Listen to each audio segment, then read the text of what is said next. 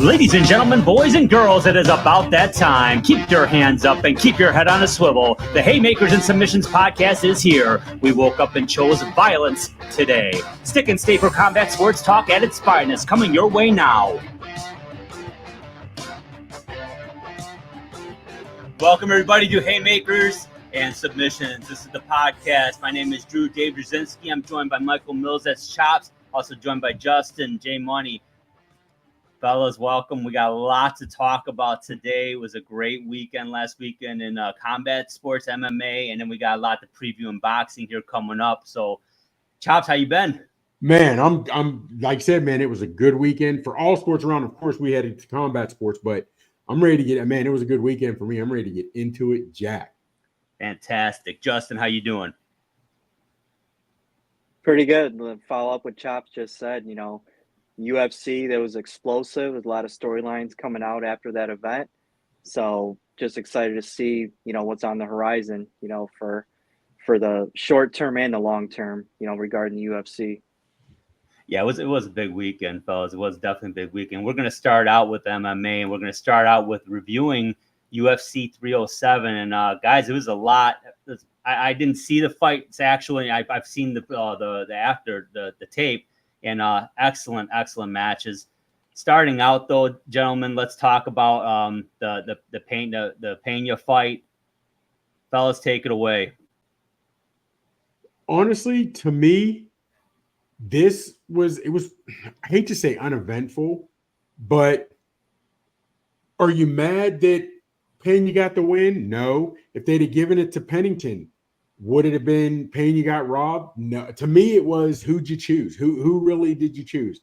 That to me was one of the most, I don't want to say unimpressive, but least forward.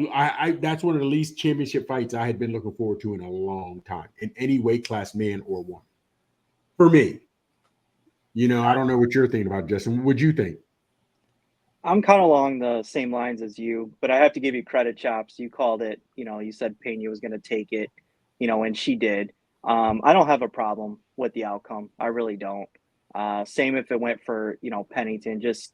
It was just not that championship fight that, we thought it was going to be.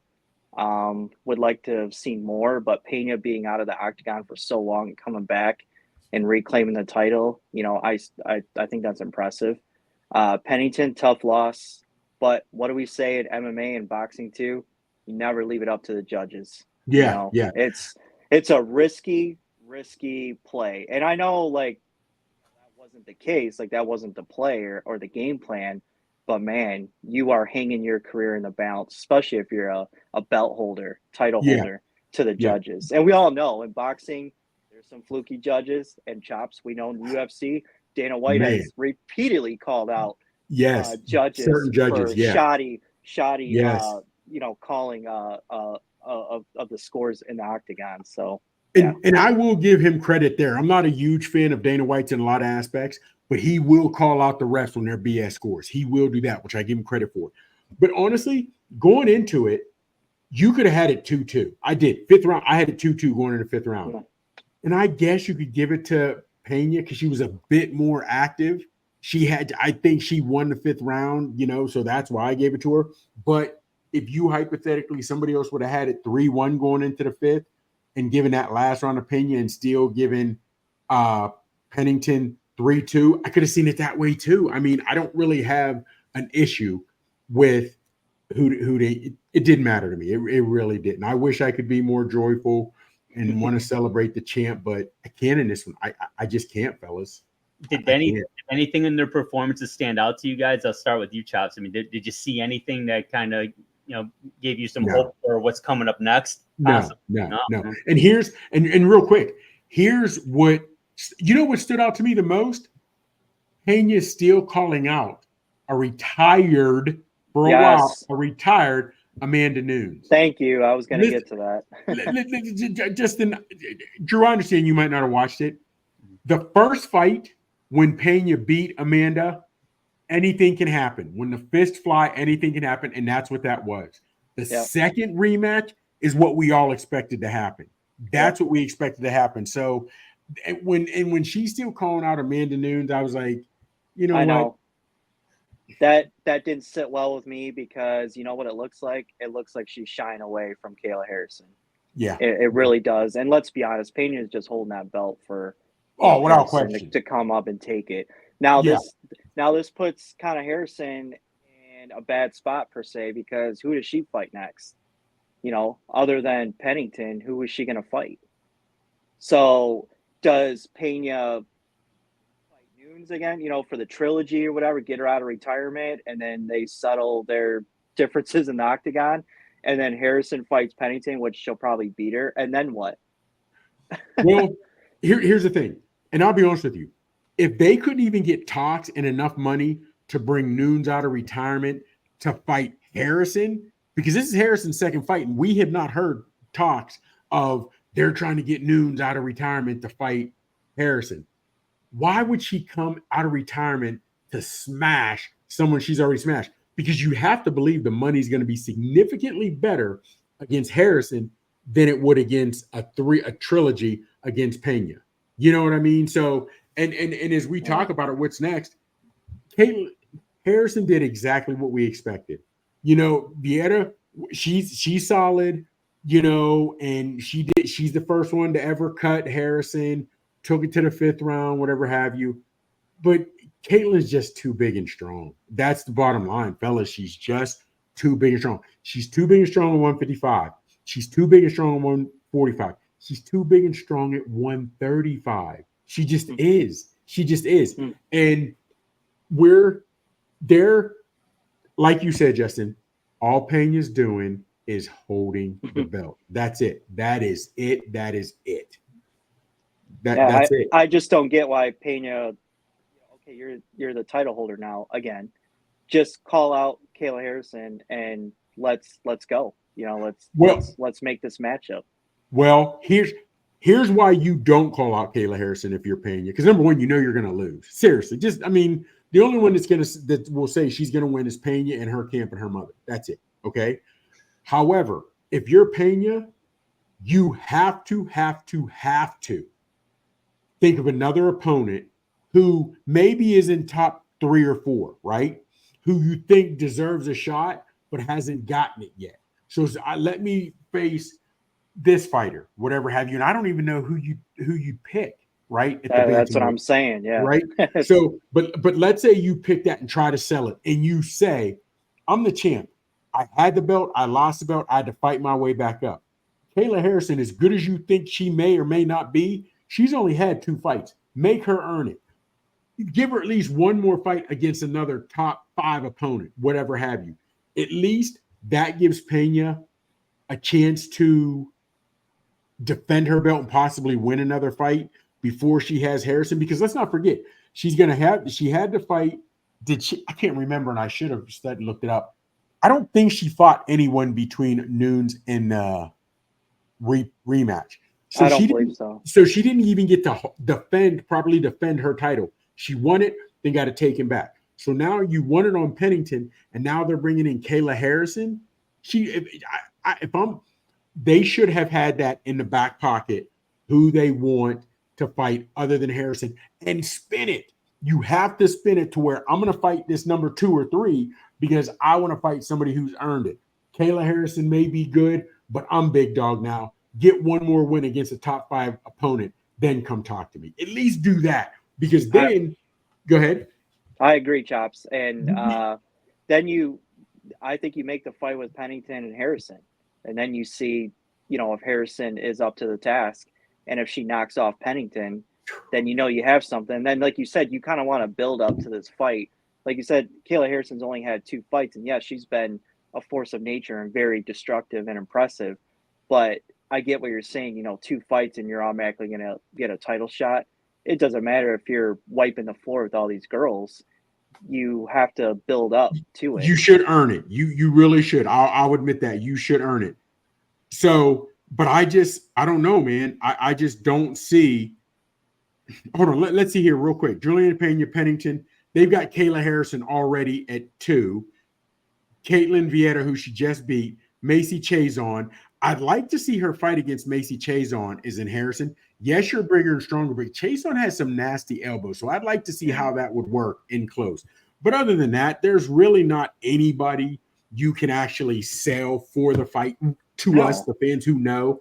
But you got to at least try to spin it. They didn't even do that. You know what I mean? So Caitlin Vieira, you put up a good effort. You lost to Harrison. So now basically that's what we're looking at, Pena and Harrison. And fellas, once she beats Pena, there's nobody in 135. She's going to have to move up to 145 to get that. And now once she gets up to 145, you've got an old Shevchenko, which she's not the same fighter. You've got Alexa Grasso, who I like Grasso. You know what I mean? She's surprising. Macy Barber. She's game. She's always game. Rose Namajunas is tough and she's skilled. She's really a wild skilled. card as well. Yes. So I'd like to see that one too. Very you know what I mean? much So, and she's still strong, Jessica Andrade. So if she moved up to 145, there could be some fights at the flyweight division for Caitlin Harrison. We'll see. And it makes you wonder, seriously, fellas. She was at 155 at PFL.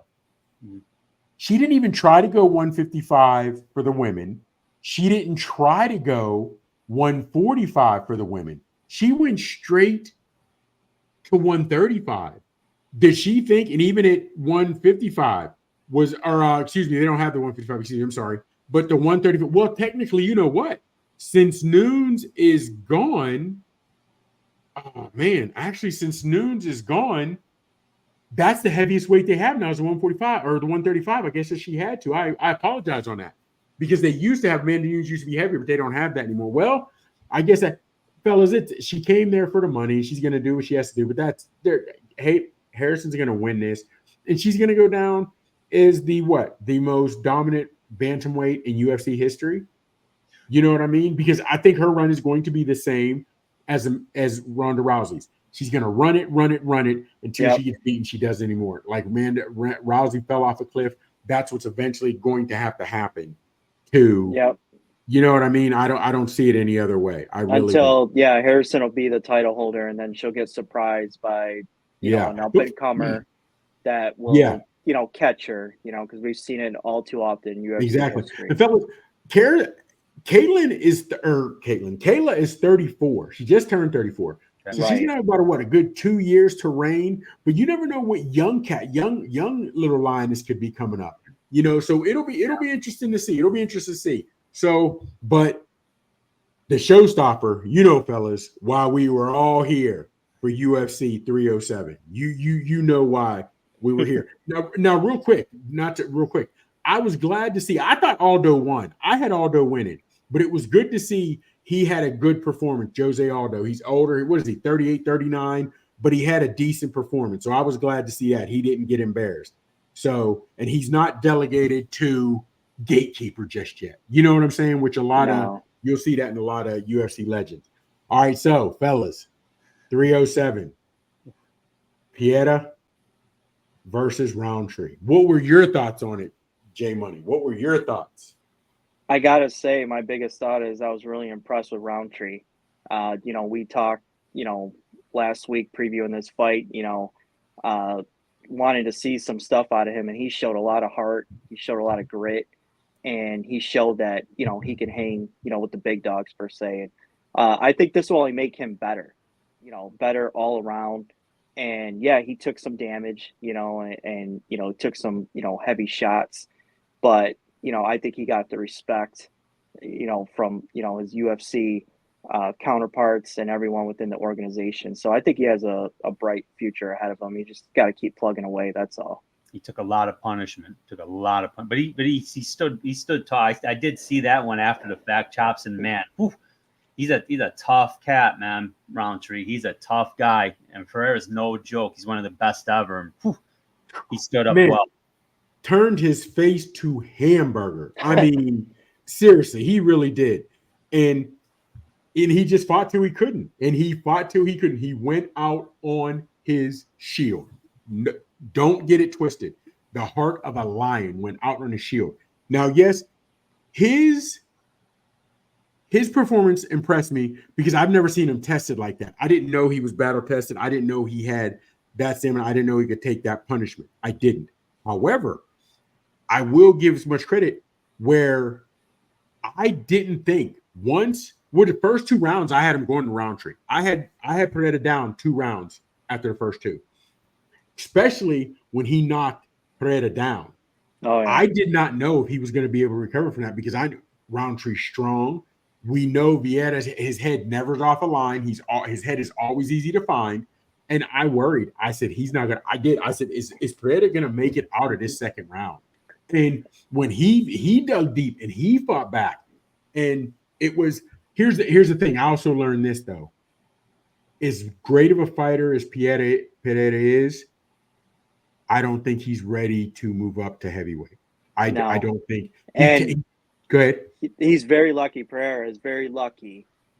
I forgot what round it was where he hit the mat and his back was turned momentarily to Roundtree, and that's where I was just going because I was just like, if Roundtree has that box, and he will, hopefully he will with the grappling and the submissions and stuff, just take his back immediately and choke him out, or at least put pressure on him. You could have just had his back and ground and pound, but I would have liked to see like a rear naked choke or just some type of submission right then and there that he could have secured, and he had time to do it. But I think he was surprised that Pereira was down in front of him, and then 2, I don't think his toolbox is that comprised yet, so he's got to keep at it, and hopefully that'll add another element to his game, and he could finish fights very quickly. Yeah. Well, see, here's the thing. But we had seen Pereira get hit at 185, but we knew he was sucking a lot of weight to get down to 185. So maybe those smaller guys weren't really hurting him because he was much heavier fight night than 185. Yeah. We've seen him get hit and touched at 205. He's recovered. He's been, you know what I'm saying? Fellas, he takes that hit from a heavyweight. I don't see him recovering. I just don't. I just don't. And you figure some of the top heavyweights, Aspinwall has a ground game. Now, I'm not saying you're ready to fight the top 2 or 3 just yet, but let's say you go down to 4 or 5 and you fight Pavlovich, or you fight Curtis Blades or Ultimatum. All those guys have got ground games. They all have a ground game. You know what I mean? So, and they'll be willing to take a few shots of yours to get you to the ground. You know what I mean? So yeah, I just don't see him. I don't think that's the best interest for him. Now, the only way I move up to heavyweight, if I am Pereira, is if I'm going to take on one of the top 3, Cyril Gahn, Aspinwall, or Aspinall, or Aspinwall is a city in my hometown of Pittsburgh. Mm-hmm. Aspinall, Jones, or Cyril Gahn, right? That's I think Cyril Gahn would probably be if he wanted to, that would probably be the right fight for him. Because they're both stand up. Yes. And I think that's more his speed at heavyweight. Obviously, Jones, I think he'll get dismantled. I think he'll get destroyed. Because he can take him down. You figure he out wrestled Cormier. You know what I'm saying? Or at least he more than held his own. So now, which is very impressive. Yes, extremely. But now you're fighting Cyril Gahn, which you're absolutely right. That is more his thing because you're only worried about the stand up. But power. That's what I'm getting. You know what I'm saying? That power. Yep. So he's been in there with guys faster than Cyril Gahn, but nobody did hits like Cyril Gahn. That's going to be the question. You know what I mean? So overall, I think he should stay where he's at. Yeah. Because guys will get better, and you've got to listen to me. Even if you work on your ground game to where like Chuck Liddell had, he knew enough of a scramble to get up. You know what I'm saying? Gaethje knows enough. Now they have wrestling background, so it's a little different, but they never go to the ground. They'll know enough of a scramble to get up. That's all what they want to do is know enough of a scramble to get up. But I don't understand why some of these great strikers, as long as you've been doing it, whether it is the Pereiras, whether it's the Adesanyas and these other guys, why you're not getting a ground game. I don't get. You already know you're a striker. You already know that. Why are you not working? Because I think they're just so comfortable and you kind of just gravitate to what you know. You know, even if you are implementing the ground game into your game plan or into your repertoire, I think these guys just subconsciously they just go to what they know best, which is It's not striking. instinctive. But you're right. It's Yeah. not instinctive, yeah. And the crazy part, but here's my the thing. confidence too. But Especially I would fighters. I get all that if it's a bunch of guys sitting around the family barbecue or the neighborhood barbecue. And why I say that, Justin, is because you know as well as I do, Adesanya and these top strikers are always put into difficult situations against wrestlers. Anybody that has a ground game, and that's exactly where they're taking them. Yes, even these stand-up guys can lose to other stand-up guys, but it's very hard to beat a guy. Think about it. Think about how your boy Adesanya just lost, and he was winning the fight in a stand-up fight. He was winning the fight against Duplessis. Duplessis took him down, and ended up taking him down and choking him out. He couldn't get up. He couldn't even fight off. And it was a basic rear naked, the 2-on-1, 2 hands on one, and he didn't know it. And that to me is where I understand that you're confident in your skill set. I understand you're confident in how you believe you're a superior striker. But you also have to know guys who are on your same level before you tried to do this, and without ground games, they never lived up to the fighter they should have been. You know what I mean? And that's what. And Chops, you're 100% right. And sorry to cut you off, but you know it goes back to my sparring days. You know, when I would go up against, we had some high level wrestlers. You know, high school that very good in collegiate wrestlers. You knew, and I knew too. You know, because I was more like a stand up guy because it just gravitated to me naturally. Funny we're talking about this. That they were going to take me down. You already know in your head they are going to take me down. They will tell you, "Hey, I'm going to take you down." So you, like you said, you have to learn how to scramble or at least get up or at least be in a good position defensively when you're on your back because these wrestlers, that's what they go to. And you know what? That I tell everyone that trains MMA or whatever, learn wrestling. If you're in high school, wrestling. Oh, absolutely. Because you know what? You can always pull that out of your back pocket and use it to your advantage against your opponent. Yes. And believe me, there are difference to wrestling and jiu-jitsu. When wrestling, you don't want to be on your back. Jiu-jitsu, you can still win the fight from your back. However, absolutely. But wrestling is the key because wrestling, you can take it down whenever you want. You can take the fight to the ground. Justin, go back to, I want to say UFC 3, maybe 4. Pat Smith was a fighter, and he said, if you can't fight on the ground, you can't fight. And that's true, man. Seriously, there are some significant strikers, and they're great. But if you look at any fights they've ever had that they got beat up, it was by a ground guy. It was by a ground guy, or when they got dominated, it was by a ground. Hell, think about when James Toney tried to come to the UFC, and he fought. You know what I mean? And he fought your boy, and he fought, and he's in there, and I mean literally, Couture just toyed with him. He toyed with him. He ended. What was it? Was that Liddell or was that Tito when he was acting like he was spanking him? All you guys are stand-up guys. Your ground game is not like mine, even though Tito was a ground guy, the king of ground and pound. But fellas, I like Pereira. I like him where he is. I don't think you're ready to move up. Let's see what else we get. Oh, don't forget, we're not going to get deep into it, but the 19th, we got Battle of the Giants on PFL. We got Ngannou versus Renan Pereira. Fellas, that one, let's not get into it, but if that fight sees the second round, I'll be surprised. You know what? No. If that fight sees 2 minutes into the second round, I'll be surprised. Maybe they're so impressed or respectable of each other's strength and power, they don't get into it in the first round. I'll be surprised. But you know what, though, Justin? Now that I say that, we've seen Ngannou in very lackluster fights in the UFC where he's fought other big, heavy throwers. And it was, remember when he fought Derek Lewis? I think he threw 5 punches around. Yeah.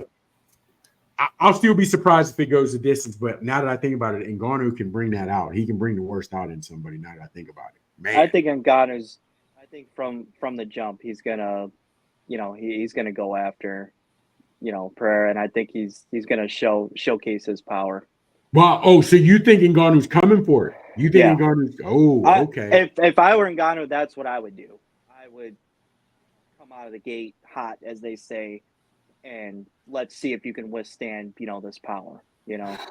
Woo woo.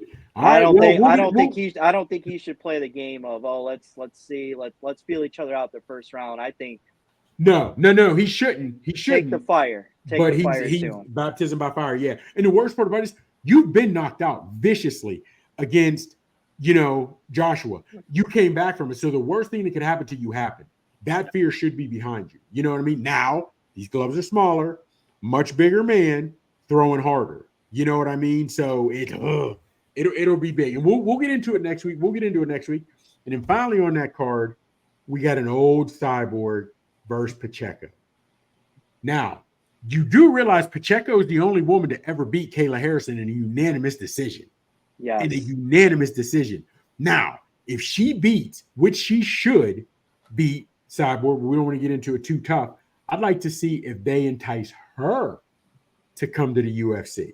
That I'd like to see. And that would be a great storyline because she's already beat Harrison. I know. So you make a deal for a contract, maybe 3 fights for Pacheco to go to the UFC, and obviously one of those fights is going to be, Harrison, and that would be great storyline. And then to see if Harrison can, even it up, in that matchup. Yeah. But now, honestly, now you got me thinking, because if they do that to a 3-fight deal, would Pacheco Harrison would be the champ. So yeah, you'd have to get a fight or 2 in, because I was gonna say with their history, it could just be a rematch. But you're right, Harrison would have the belt at that time. So that shifts everything. You're right. Okay. So again, it was a great week of MMA. Great weekend for MMA. I was impressed, like I said, in the main event with both Roundtree versus Pereira. Roundtree went out on his shield, the heart of a lion. Pereira dug deep because what was that, a 4th round finish? Round. That was a 4th round finish. When he lost, and he didn't get beat up in the first 2 rounds, but he lost the first 2 rounds. You know what I mean? Did Pereira, and he still fought through. So I was impressed. And Pereira landed 127 significant strikes. Man, that was so he was showcasing his toolbox and what he could do inside the octagon, as Roundtree did too. Yeah. But Pereira just dug down a little bit deeper. And it's funny, and I say it's funny because he got to showcase, which we knew Pereira could do because he was a kickboxer. Yeah, and don't forget, he didn't throw a whole lot of kicks, not impressive head kicks, whatever have you, but he had to dig deeper because Khalil took shots nobody else could take. Fellas, he beat him up, man. He really did. But hey, Roundtree stood there, and like you said, there's bigger and better things on the way for Roundtree, after this one. He's going to take some time to get healed up. Now, it will be interesting to see how much scar tissue those cuts above his eye leave, because scar tissue can lead to easier cuts next time, which we'll see. All right. So, hey, appreciate that. Now, let's make our shift. Let's hit boxing, the sweet science. All right, fellas, we got a big card coming up here. His Excellency has done a fine job here, and I'll blow it up for the folks to look at a little more closely briefly here. But nice card It's only $20 here in the States on ESPN Plus and DAZN. I'm really fired up about that. I'm a little bit frugal. I'd rather pay 20 than 80 any day, but there's a lot of good fights on this card. We won't dig into it too deep because we want to talk about the main event here. But, Chops, I'll start with you. Let's talk about Chris Eubank Jr. He's on this card. He's fighting Camille Samartara, but Samartara has fought Munguia and Triple G. Lost to both of them, but by decision in both. So he can hang with some big, heavy punchers. How do you like this one? Honestly, but you said it right. He can hang with heavy punchers. Yeah. He's not going to put up much of a fight. He's not going to knock you out because he's not a heavy puncher. True. So is a word we like to use a lot, in the boxing jargon, toolbox. He's got a granite chin. I'll give you that. He can take a punch. He's not firing back a whole lot that you have to worry about. What is he? He's 25-2. Yeah, 25, but only 8 knockouts. Only 8 knockouts. You know what I mean?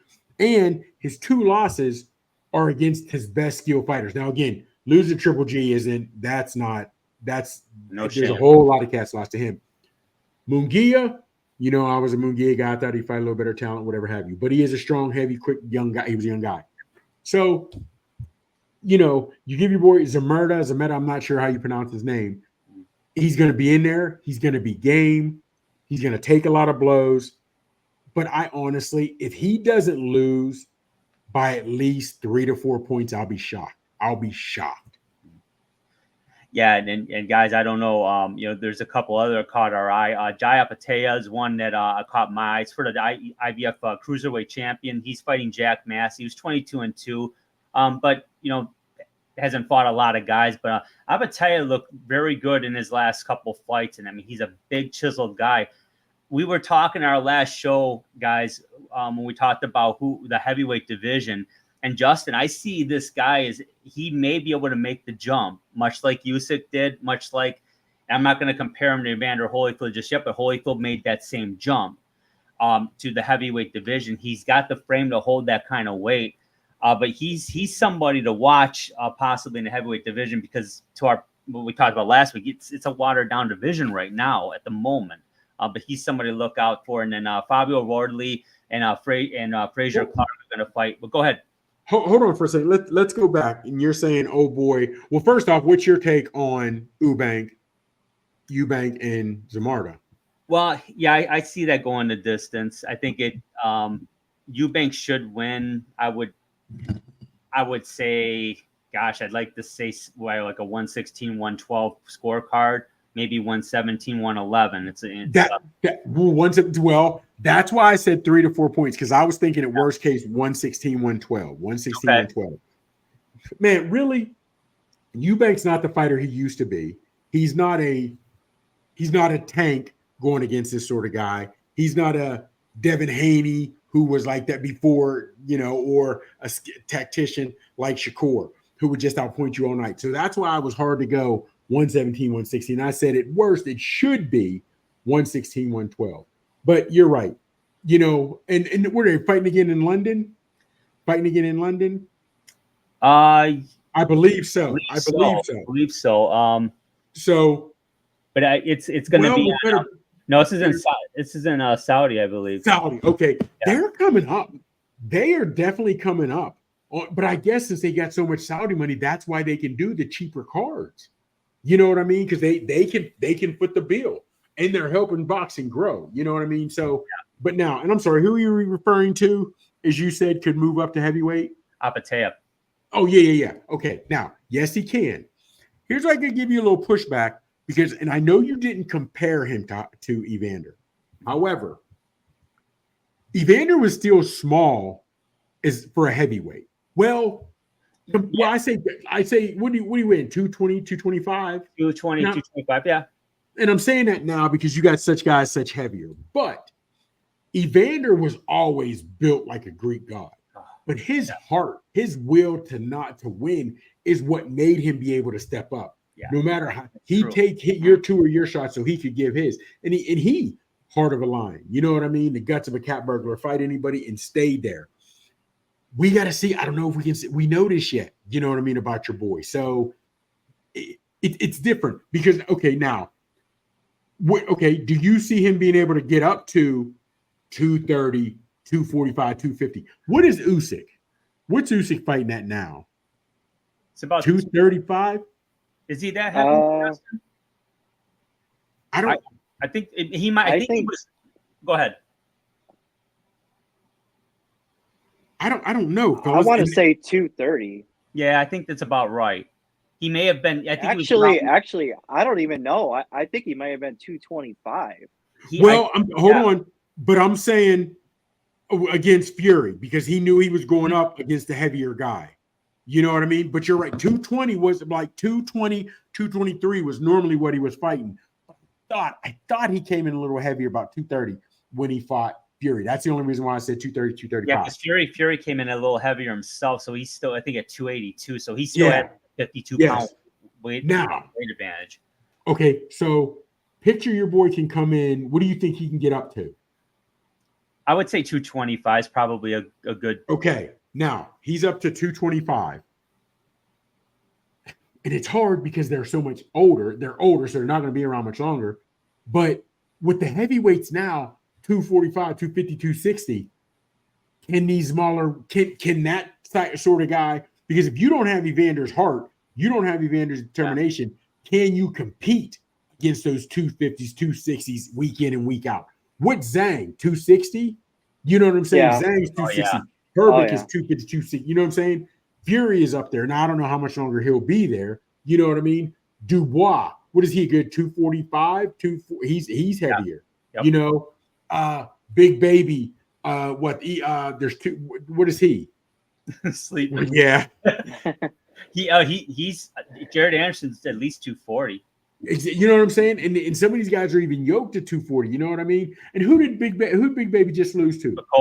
Bacoli's got to be 255, 260 and throw lumber. I thought he was more like 275. He's he's almost 300. He's almost 300. Yeah. When he fought Ruiz, he was 300, and he still moved. Yeah. Oh, So you're right. It's watered down, but you have big guys going against other big guys. You know what I mean? I would like to see just let's keep it a buck. If Usyk fights some of these bigger heavyweights week in and week out, how will he do? But then again, like I said, it's watered down. Yeah. You know what I mean? If you had a Tyson Fury that's still that heavy, can use that jab, but he's younger, he might give Usyk problems. Dubois was giving Usyk problems with his highs, and then he just sort of quit. Joshua gave him problems. Yes.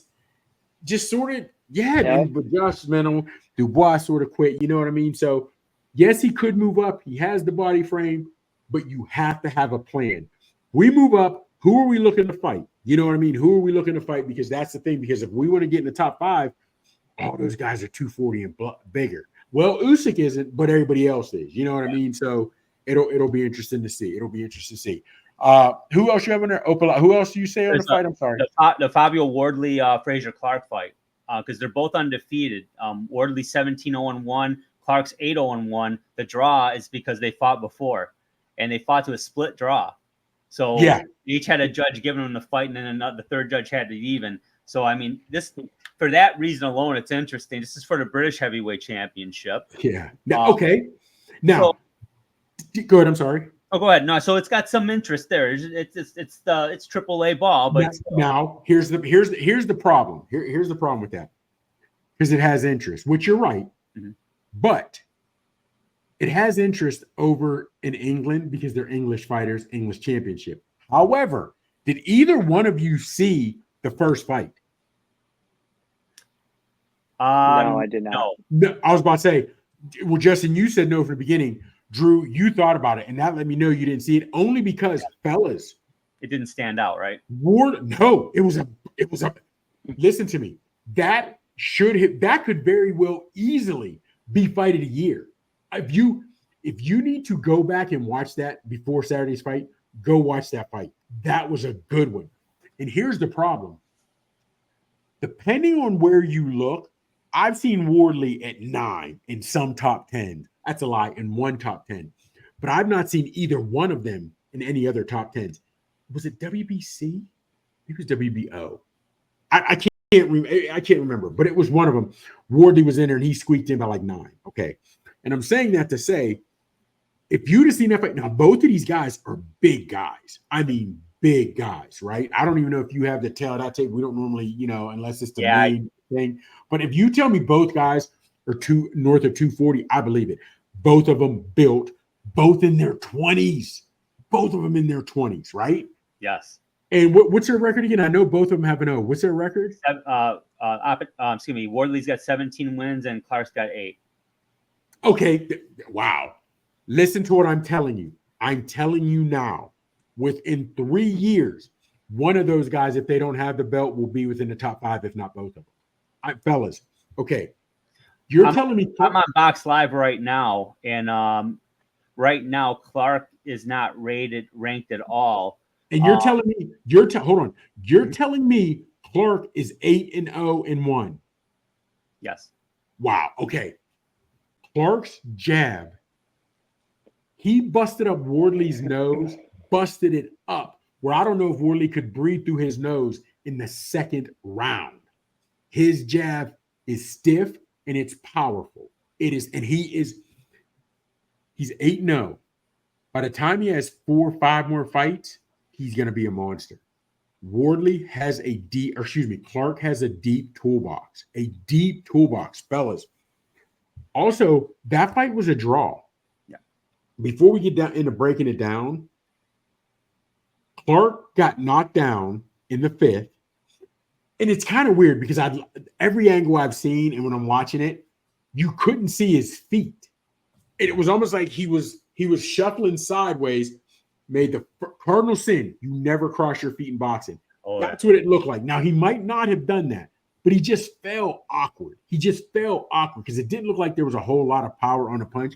And he was trying to get away from him and got hit, and it looked like his legs just crossed and he fell. That's what it looked like. Then Clarke lost a point for a low blow, which was close on the belt. It wasn't crazy, but he lost a point for a low blow in the 7th. Now, you're hearing what I'm saying, Drew.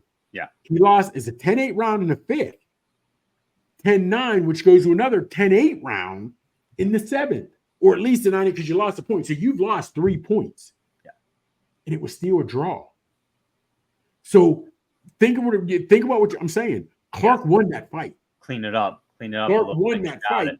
You know what I'm saying? So having said that, because you figure it, even if he loses that 10-8 round, right, and he gets the point deducted, then he should still win by 1 of my math, right? Because he lost 2 points, and you're right. So if that's only a 1 point, and so he still should have won because he lost 3. He lost 3 points, and It's still a draw. So he beat Wardley. Now, however, Wardley, jeez, you've seen how he's built. Oh, yeah. So explosive. He's so explosive.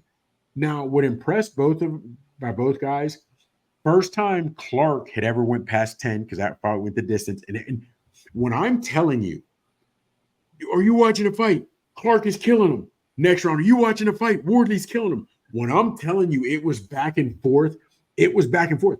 Let's put it this way. He lost 3 rounds. He lost 3 points.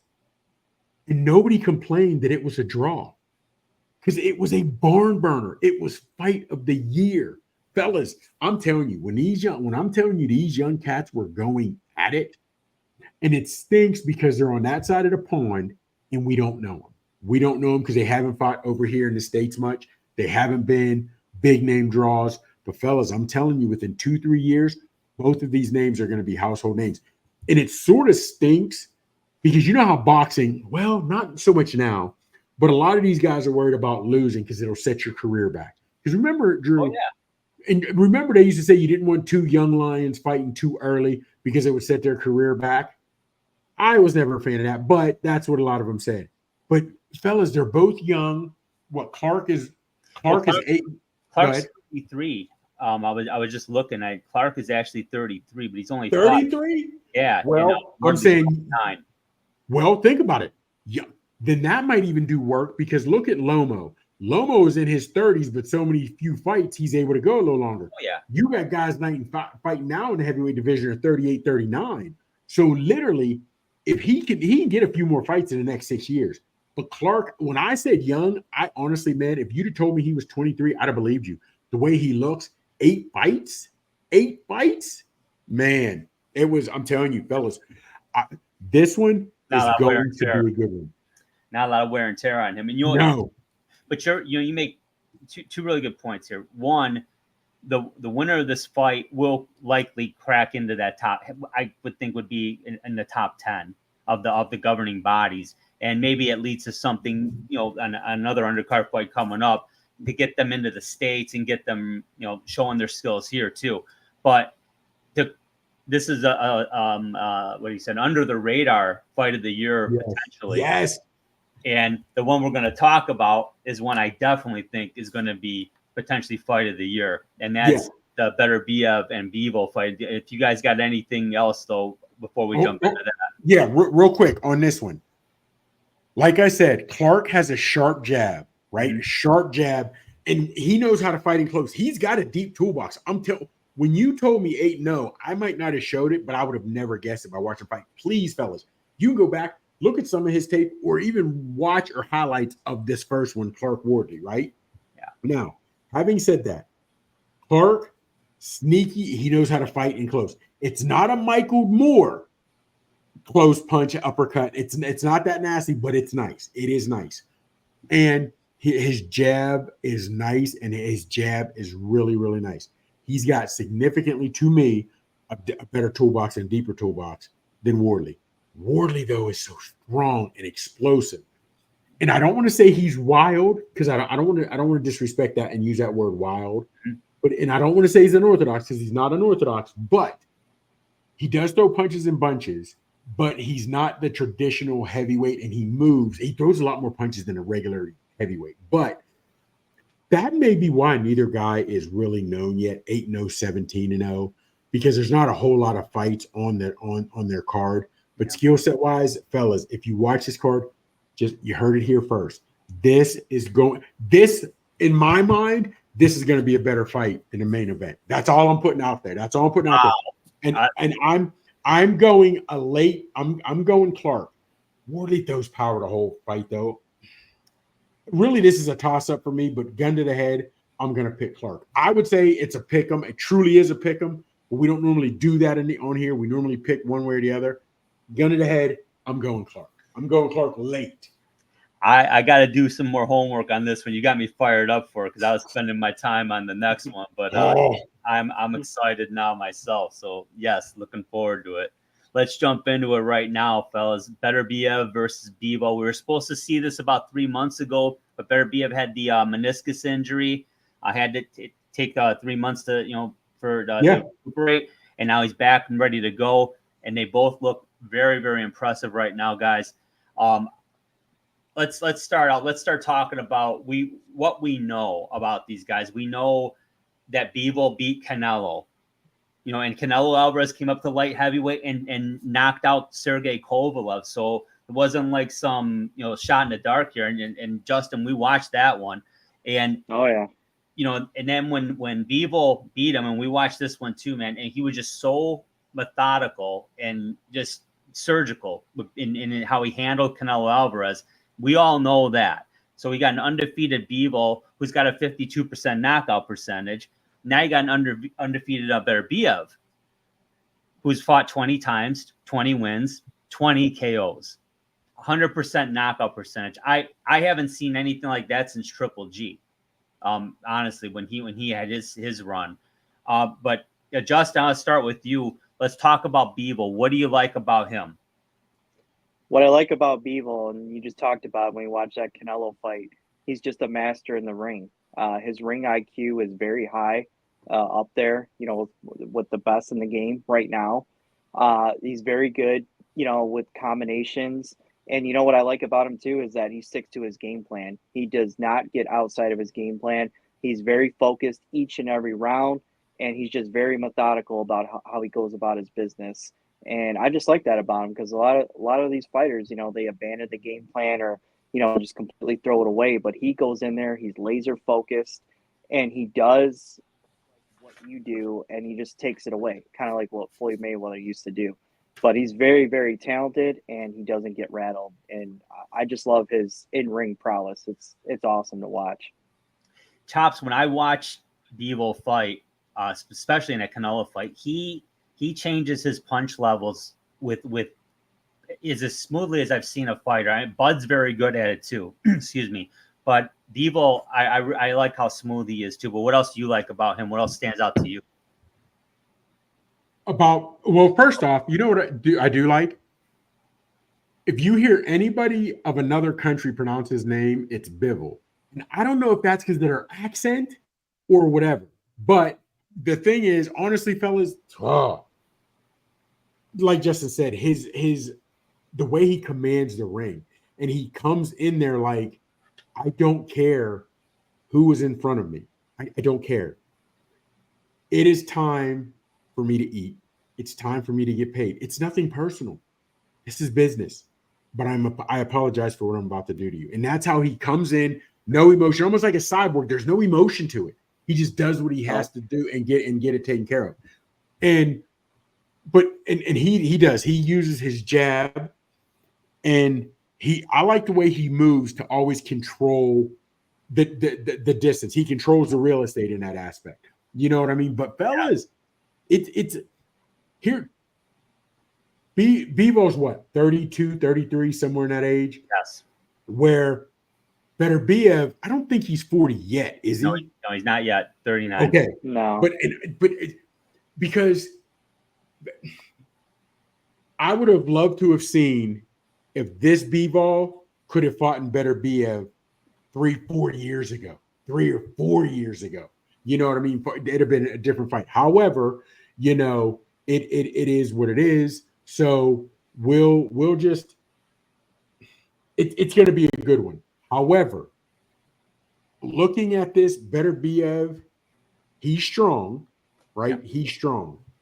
And when he comes in, he normally overtakes his opponent, walks him down, comes in. He's got that. I mean, that left jab, that jab is like, I don't want to call it a sledgehammer, but it's just so stiff, so powerful. It's a cronk jab. Yes, but here's the thing, man. And he walks in and mentally, he's already got a lot of guys beat. He's not going to do that. Bivol's not going to cave into himself. He's not going to say, okay, I'm the beta male here, you're the alpha male. No. He's going to say, okay, Beterbiev, you're alpha male, I'm alpha male. Let's see who's the real alpha male. So that's why fellas, there's going to be blood. Beterbiev cuts easily. He cuts a lot, and he's going to get cut. There's going to be blood. It's such a contrast in styles. You brought that up. And Justin, we talk about Beterbiev, like Chop said, he's methodical, coming inside and basically stalking down his opponents, wearing them down. What do you see? What do you like about his offensive game? Man, you talking to me or Justin? Justin. Oh, okay. Oh, we might have lost. What'd you say there, again? Justin?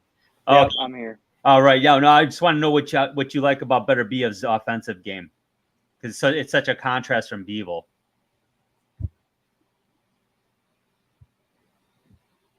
Is he going in and out on us? We losing him? Yeah, I think we're losing Justin. We're losing J Money. I can hear you now. Okay, Beterbiev. I can hear Chop. I can hear Chop's fine, but you're. Oh, and I can hear you fine, Drew. Okay, well, Beterbiev, what do you like about him? His offense. I like it. Aggressive style. Like Chop said, you know, he comes in there and, you know, he's mean and he knows that he has the power and, you know, to impose on his opponents. And it's hard to look away from the record 20-0 with 20 knockouts, 100% knockout rate. That's very hard to turn away from.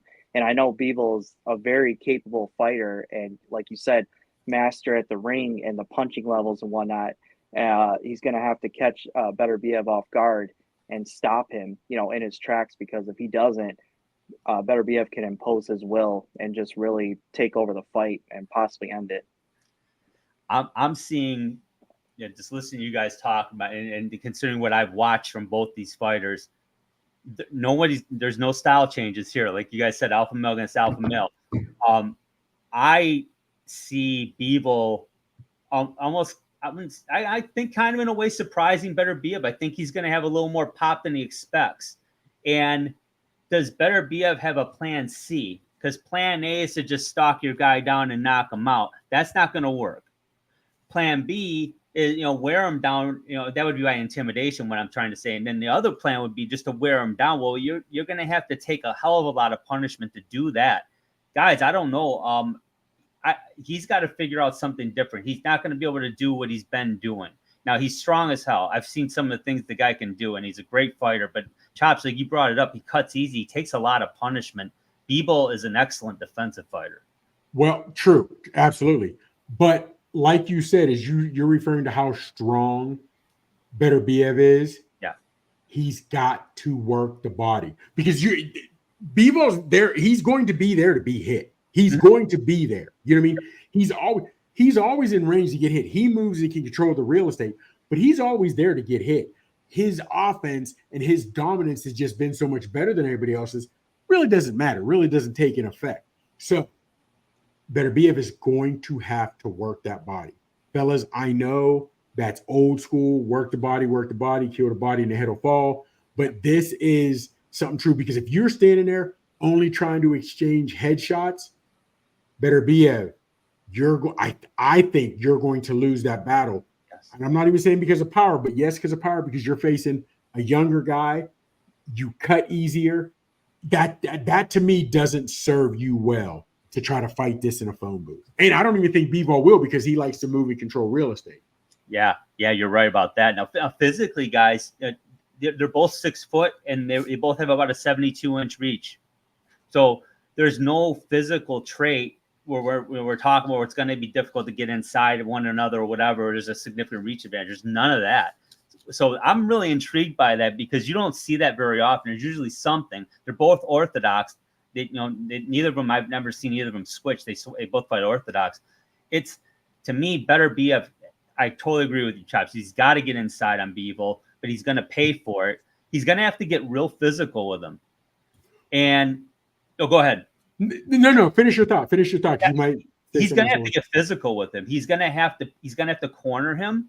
So he's going to have to take a hell of a lot to get there. And like you said, Bivol moves so often, you're not going to be able to do that easily. And if you get sloppy and try to get too physical with him, it's going to catch you.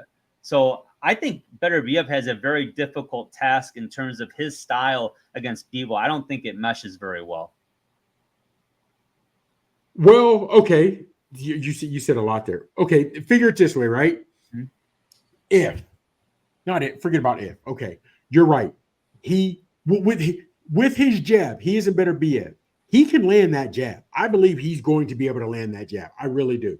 Now, if you can, but what can you do behind that jab? What you need to do now, of course, I believe your team will have a better plan, or they should, than I would think of, because that's what they do. But you have to throw that stiff jab. Throw that jab. You got to. I don't care if it's landing or not. You must continue to throw that jab.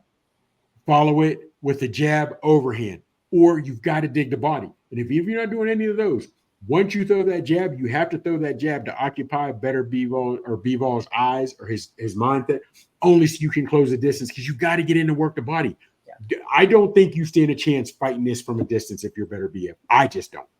You know what I mean? I don't. I agree. Hey, guys, let's wrap it up quicker. Who do we like in this fight? Justin, who do you like?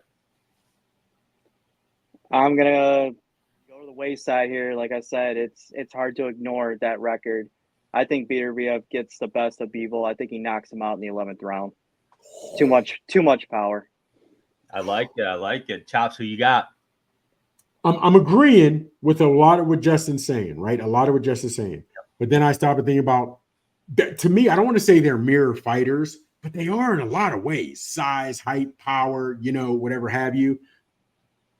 I'm thinking youth is going to be served. I'm going Bivol. I think it's going to be bloody. And I think the ref is going to end up stopping it late. I'm going to go 10, but the ref is going to stop it either a barrage of punches, or he's going to stop it on doctor stoppage because Beterbiev's cut too much. I could see that too. No, I love it, guys. Hey, I got to go in a distance, actually. I think Bivol's going to get a close decision, but I could easily see one of these guys falling too. Absolutely. His Beterbiev reminds me of a larger version of Canelo. He's going to take a lot of punishment, but he's not going to figure him out. But I'm not sure Bivol is necessarily going to catch him. I don't know. It could happen, but we shall see. Hey, go ahead. Real quick, when you say figure him out, do you think there's going to be much figuring out? We know what Bivol does. We know what Beterbiev does. Who does it better? Man, it's going to be a good one. I'm telling you. I'm excited. Again, the best fight on that card to me. Just keep your eye on Clarke and Wardley. Just keep your eye on that. Keep your peepers on that one, fellas. Definitely. Hey, everybody. Thanks for watching. Don't forget to watch us on Roku, ESEN Network, every Friday evening at 10 p.m. We show it live. And then also we're on YouTube. Check it out. We're on the Twitter channel as well, X. Check that out. Our handles are up there as well. Hey, don't forget to subscribe and like us. Thanks, everybody, for watching. We'll talk to you soon.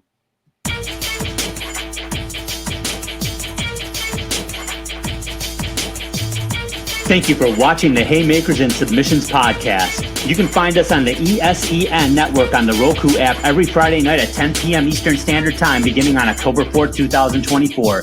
Check us out on Twitter X. Our handle is @HeySubPod, capital H, capital S, capital P. You can also subscribe to our YouTube channel so you don't miss a single episode. Just go to your web browser and type in www.youtube.com/@Haymakers and Submissions Podcast, as we will drop content weekly. Whether it's boxing, MMA, or wrestling that gets you fired up, you'll get all you need right here at the Haymakers and Submissions Podcast.